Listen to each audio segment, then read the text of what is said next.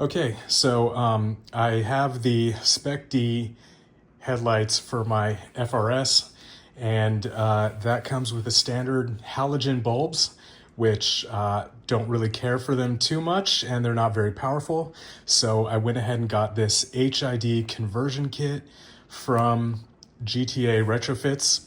If you're looking to get that, just know that it is a Canadian company. If you're in the United States, you will be paying tariffs on that, and they're pretty hefty and annoying. So just keep that in mind. But anyways, I didn't see any videos of how to install this, and the instructions on the GTA Retrofits website are not very good, and they don't include any photos, so that's why I'm making this video today. So just to kind of go over what we have here, this is the relay harness, which I'm not actually going to be using. I'm going to see if I can avoid using this. From what I have seen or read, this is just a way to kind of bypass the wire harness and power the headlights directly from the battery. But I don't think that's necessary, so I'm just going to install the actual conversion kit and hope everything works out fine. But to go over everything that I have here, we do have our Xenon bulbs. We have the ballast, which is what's in here, and then this is the bulb harness. I went ahead and assembled the this side, the right side, or whatever side this is going to be. So I'll go ahead and show you how to assemble this side now. Okay, so I'll go ahead and take this out to go over everything. We do have, once again, this is the ballast. This is what's going to plug into the back of the headlights. So we're gonna put these wires through these larger holes.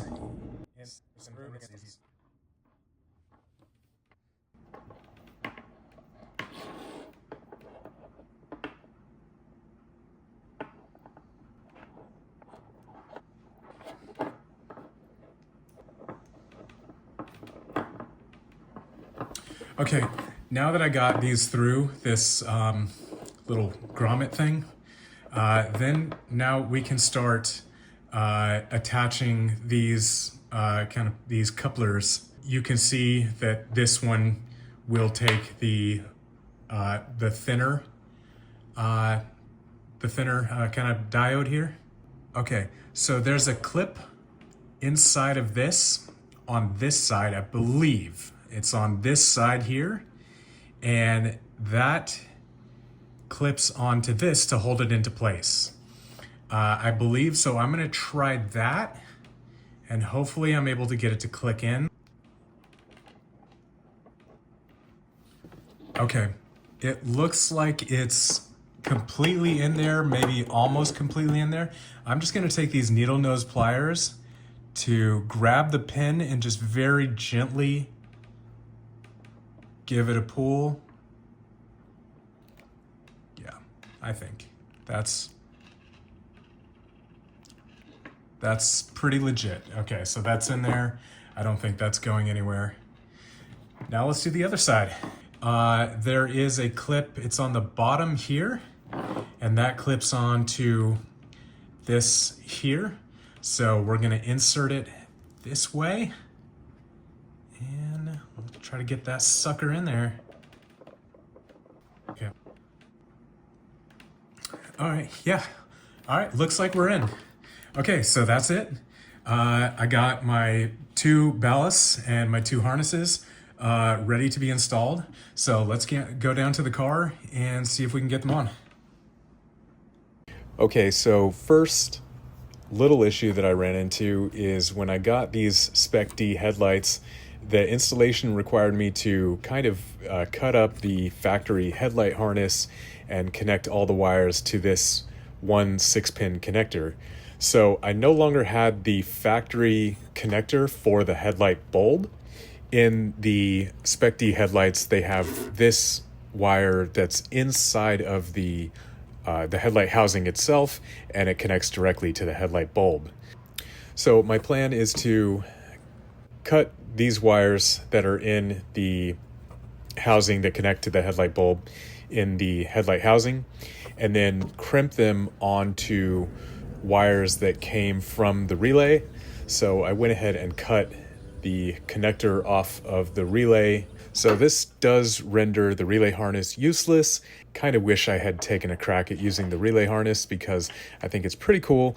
But either way, the way that I did it works. On the left headlight, I was able to successfully crimp the wires. But on the right side, I had much more of a harder time crimping the wires, mainly because there's not a whole lot of space to work with, and I just don't have a very good crimping tool. So I actually went and picked up these wire connectors. I found them on Amazon. They are much easier to use. They made my life a lot easier. You just clip them on with those tabs on each end, and I was able to successfully connect these wires.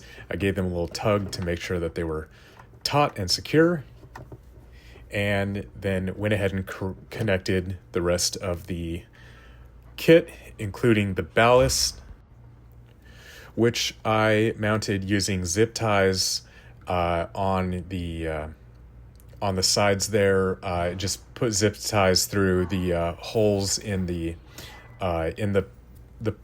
part of the frame under the fender, and also the strut tower. There were some holes there. I was able to get that zip tie around. So not the prettiest, but it gets the job done. You can see here they are in all their Xenon glory, and I'm a happy camper. So I hope you enjoyed the tutorial. Leave a comment down below if you have any questions, and like, subscribe, all that goodness.